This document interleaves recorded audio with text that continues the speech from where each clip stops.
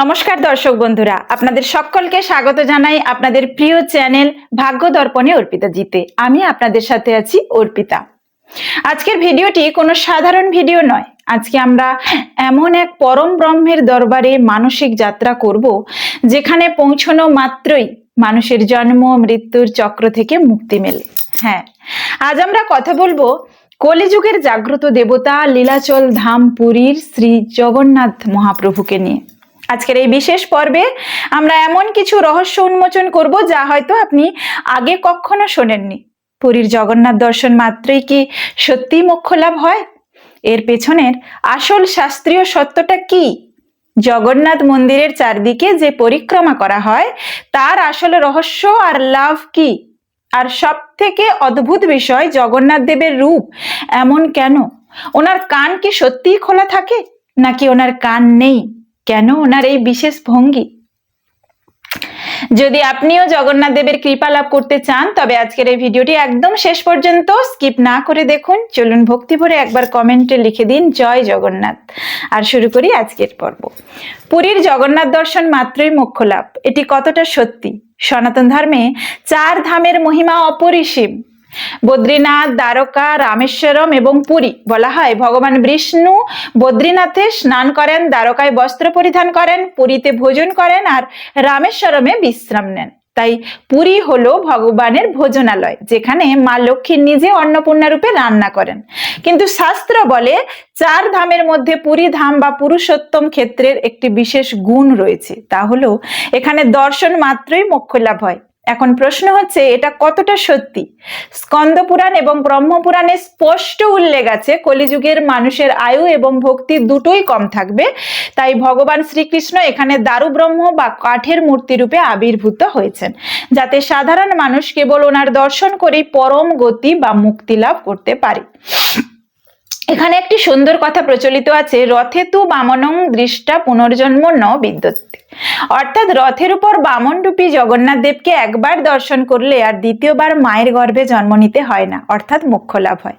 কিন্তু বন্ধুরা, এই দর্শন শব্দের অর্থটা আমাদের বুঝতে হবে। শুধু চোখ দিয়ে মূর্তি দেখার নাম দর্শন নয়।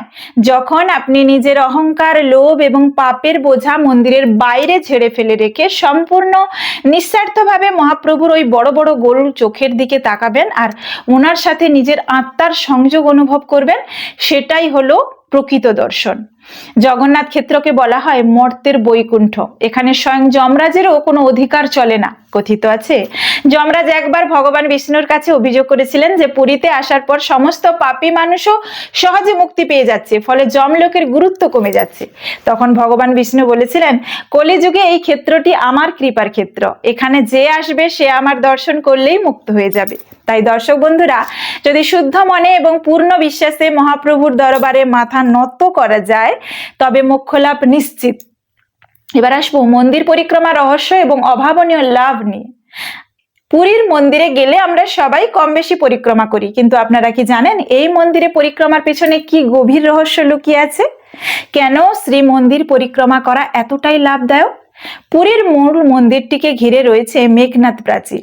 এই মন্দিরের ভেতরে প্রবেশ করার পর মূল গৃহগর্ভ বা শ্রীমন্দিরকে প্রদক্ষিণ করার একটি নির্দিষ্ট নিয়ম ও আধ্যাত্মিক বিজ্ঞান রয়েছে। ইতিবাচক শক্তির সঞ্চার।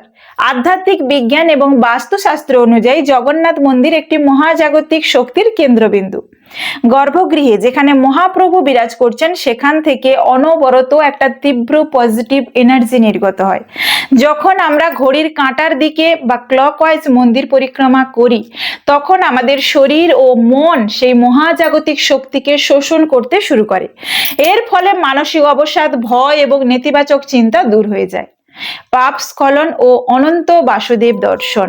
মন্দির পরিক্রমা করার সময় বেশ কিছু উপমন্দির বা ছোট মন্দির চোখে পড়ে, যেমন বিমলা দেবী, মহালক্ষ্মী মন্দির, কল্পবট, 1000 বছরের পুরনো বট গাছ। এই কল্পবটকে জড়িয়ে ধরে নিজের মনের ইচ্ছে জানালে তা পূরণ হয় বলে বিশ্বাস করা হয়। এই পরিক্রমার মাধ্যমে একজন ভক্ত ভগবানের সৃষ্টির সমস্ত রূপের দর্শন পেয়ে যান। পরিক্রমার সঠিক নিয়মটা বলি। ওড়িশা সরকার জগন্নাথ হেরিটেজ করিডোর বা পরিক্রমা প্রকল্প তৈরি করেছে, যা এখন ভক্তদের জন্য আরো সুন্দর ও সুশৃঙ্খল উপায়ে পরিক্রমা করার সুযোগ করে দিয়েছে। মন্দির পরিক্রমা করার সময় মনে মনে হরে কৃষ্ণ মহামন্ত্র বা ওম নমো ভগবতে বাসুদেবায় জপ করা উচিত।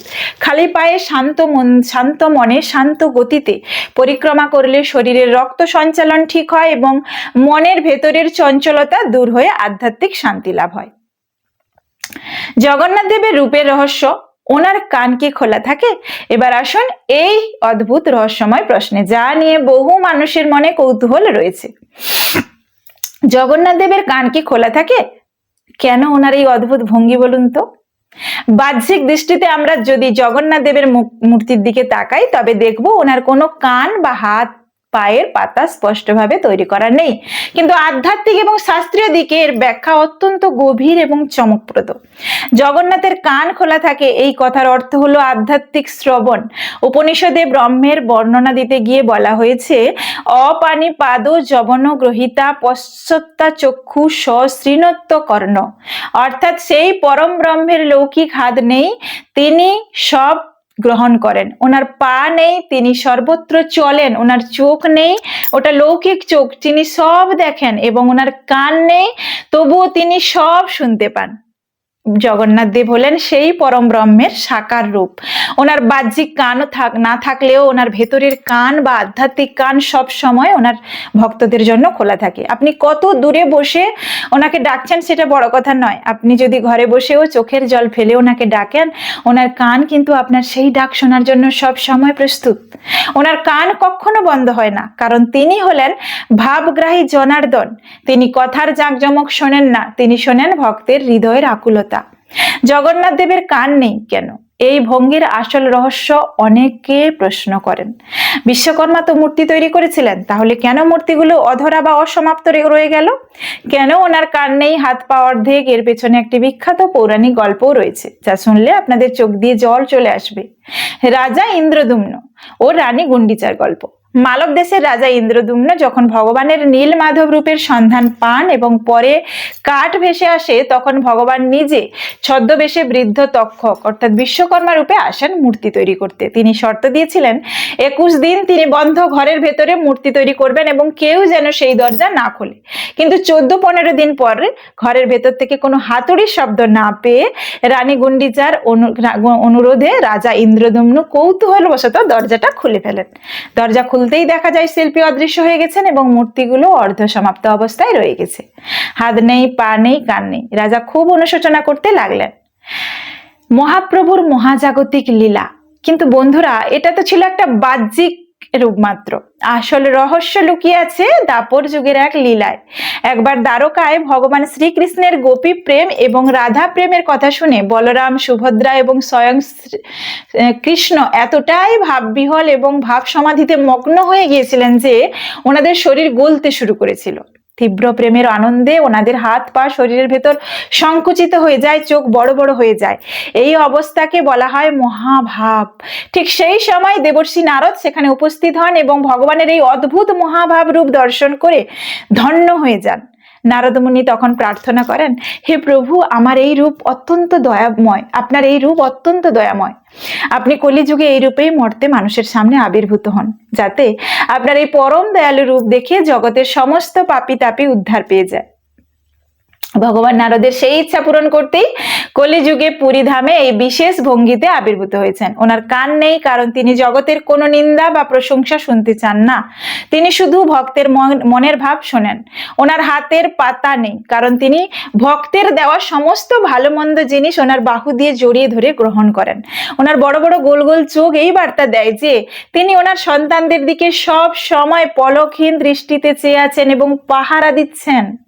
দর্শক বন্ধুরা, আজকের এই আলোচনায় আমরা বুঝতে পারলাম যে পুরীর জগন্নাথ দেব কোনো সাধারণ দেব মূর্তি নন, তিনি হলেন স্বয়ং পরম ব্রহ্ম, যিনি কলিযুগের মানুষের দুঃখ কষ্ট দূর করতে এবং তাদের মোক্ষ প্রদান করতে লীলাচল ধামে বসে আছেন। ওনার রূপ আমাদের শেখায় যে বাহ্যিক সৌন্দর্য বা অঙ্গের পূর্ণতা আসল নয়, মনের ভক্তি প্রেমের ভাবটাই আসল। ওনার কান না থাকা সত্ত্বেও তিনি আমাদের মনের গোপন কথাটি পর্যন্ত শুনতে পান। আর ওনার মন্দির পরিক্রমা পরিক্রমা আমাদের জীবনে পজিটিভ শক্তি এবং মানসিক শান্তি নিয়ে আসে। আপনারা যারা এই ভিডিওটি দেখছেন তাদের কাছে আমার অনুরোধ, জীবনে অন্তত একবার হলেও পুরীধামে যান, মহাপ্রভুর সেই বড় বড় চোখের দিকে তাকিয়ে নিজের সমস্ত দুঃখ অহংকার ওনার চরণে সঁপে দিন। দেখবেন জীবনটা এক অদ্ভুত শান্তিতে ভরে উঠবে। আজকের এই বিশেষ পর্বটি আপনাদের কেমন লাগলো তা অবশ্যই নিচে কমেন্ট করে জানাবেন। যদি তথ্যগুলো ভালো লেগে থাকে এবং মনের মধ্যে ভক্তির উদয় করে থাকে তবে ভিডিওটি লাইক করুন এবং আপনার বন্ধু এবং পরিবারের সাথে প্রচুর শেয়ার করুন, যাতে ওনারাও জগন্নাথ দেবের এই অলৌকিক রহস্য সম্পর্কে জানতে পারেন। আর হ্যাঁ, আমাদের চ্যানেল ভাগ্য দর্পণে অর্পিতা জিকে সাবস্ক্রাইব করতে ভুলবেন না, কারণ এরকম চমৎকার আধ্যাত্মিক এবং জ্যোতিষশাস্ত্রীয় আলোচনা নিয়ে আমি নিয়মিত আপনাদের সামনে হাজির হই। আজকের মতো এখানেই শেষ করছি। আপনারা সবাই ভালো থাকুন, সুস্থ থাকুন, পজিটিভ থাকুন এবং মহাপ্রভুর কৃপায় আপনাদের ভাগ্য সর্বদা উজ্জ্বল থাকুক। বলুন জয় জগন্নাথ।